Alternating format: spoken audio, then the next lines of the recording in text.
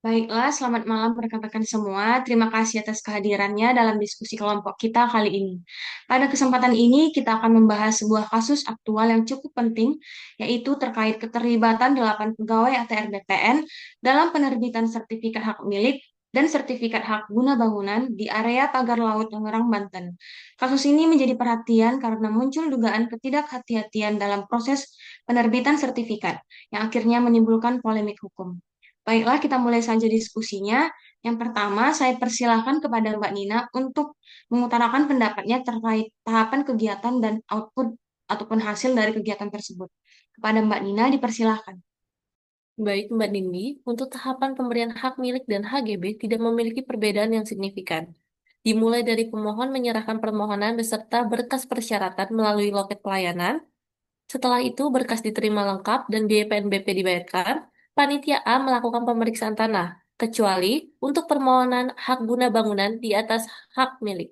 Selanjutnya, Kepala Seksi menyusun konsep keputusan pemberian hak milik maupun HGB. Terakhir, penerbitan keputusan oleh Kepala Kantor. Untuk outputnya, dari hak milik, yang pertama itu tercatatnya permohonan pada sistem pelayanan kantor pertanahan. Yang kedua, tersusunnya berita acara pemeriksaan tanah. Yang ketiga, tersedianya konsep keputusan pemberian hak milik. Serta yang terakhir, ditetapkannya keputusan resmi pemberian hak milik atas tanah dan memperoleh sertifikat. Sedangkan untuk hak guna bangunan, yang pertama itu adalah tercatatnya permohonan pada sistem pelayanan, yang kedua tersusunnya berita acara pemeriksaan tanah, yang ketiga tersedianya konsep keputusan pemberian HGB, serta yang terakhir ditetapnya keputusan resmi pemberian HGB dan memperoleh sertifikat HGB. Begitu Mbak Nindi. Terima kasih kepada Mbak Nina atas penjelasannya. Lanjut ke keterkaitan substansi mata pelatihan dapat dijelaskan oleh Mbak Iza. Pada Mbak Iza, dipersilahkan. Baiklah, saya jelaskan keterkaitan substansi antara kasus pagar laut dengan nilai loyal. Pertama, berdasarkan panduan perilaku memegang teguh ideologi Pancasila, Undang-Undang Dasar Negara Kesatuan Republik Indonesia tahun 1945, setia kepada NKRI dan pemerintah yang sah, keterkaitannya patuh pada regulasi pertanahan, kasus serupa penerbitan saja yang tidak hati-hati tidak terulang lagi. Yang kedua, berdasarkan panduan perilaku menjaga nama baik ASN instansi negara, terkaitannya adalah untuk menjaga nama baik ASN dalam mengambil kasus seperti SHGB pada tahun. Terakhir, berdasarkan panduan perilaku menjaga rahasia kaitannya adalah diperlukannya menjaga kerahasiaan atau sertifikat dan hak digunakan. Begitu Mbak Nindi. Baik, terima kasih kepada Mbak Iza. Lanjut ke kontribusi terhadap visi misi instansi kepada Mas Hamdi dapat menjelaskannya. Pada Mas Hamdi dipersilakan. Ya, baik.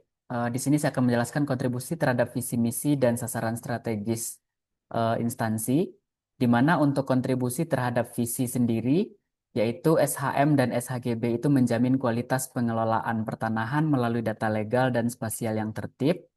Kemudian yang kedua, memberikan keadilan dengan perlindungan hak masyarakat dan kepastian bagi dunia usaha. Kemudian yang ketiga, memperkuat kepastian hukum sehingga sengketa berkurang dan kepercayaan publik meningkat.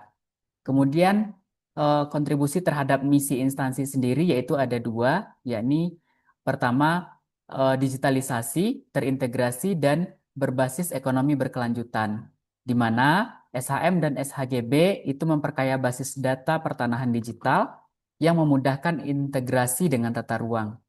Kemudian yang kedua, menjadi instrumen ekonomi, yaitu dapat berupa jaminan kredit, kepastian investasi, sekaligus alat perlindungan masyarakat dari kehilangan hak atas tanah.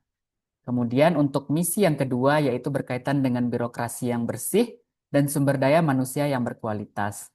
Proses penerbitan sertifikat itu mendorong transparansi, digitalisasi, dan akuntabilitas layanan, sekaligus juga menuntut peningkatan kapasitas sumber daya manusia dalam penguasaan teknologi dan integritas pelayanan publik.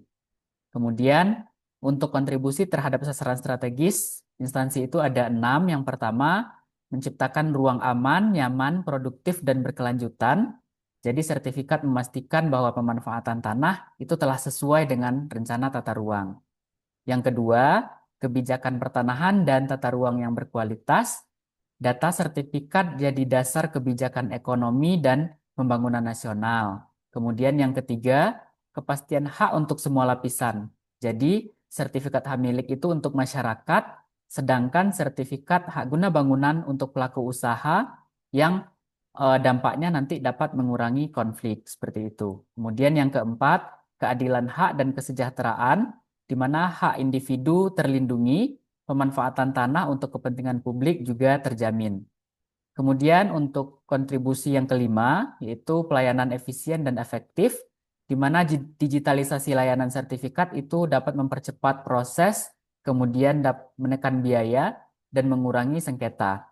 Nah, dan yang terakhir, yaitu tata kelola yang akuntabel dan berdampak, di mana proses sertifikasi yang transparan dan terukur akan meningkatkan kepercayaan publik.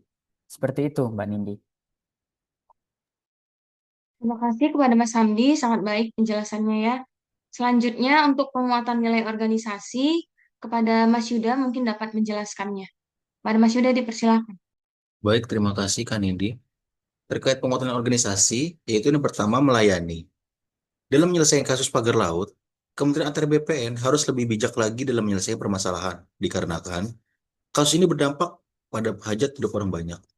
Reputasi Kementerian ATR BPN di sini dipertaruhkan jika tidak mengedepankan sisi keadilan, akan berdampak pada ketidakpuasan masyarakat, dalam hal ini nelayan yang terdampak akan kasus pagar laut ini. Yang kedua, profesional. Untuk menyelesaikan kasus pagar laut, dibutuhkan kolaborasi antar instansi, yakni Kementerian ATR BPN, Kejaksaan Agung, serta Kepolisian Republik Indonesia demi mewujudkan kepastian hukum, sehingga dibutuhkan transparansi antar instansi agar pada nantinya pengadilan dalam memutus perkara mengedepankan prinsip keadilan. Rakyat terpercaya melihat adanya penyelewangan jabatan dalam menetapkan hak atas tanah, diperlukan integritas yang tinggi bagi pejabat Kementerian ATR BPN, terutama dalam kondisi mengarah ke arah gratifikasi, agar kepercayaan publik kepada instansi ini menjadi lebih baik. Gitu kan, Indi? Baik, terima kasih kepada Mas Yuda. Dan untuk teman-teman semua sekalian, terima kasih karena sudah menyampaikan pendapatnya masing-masing.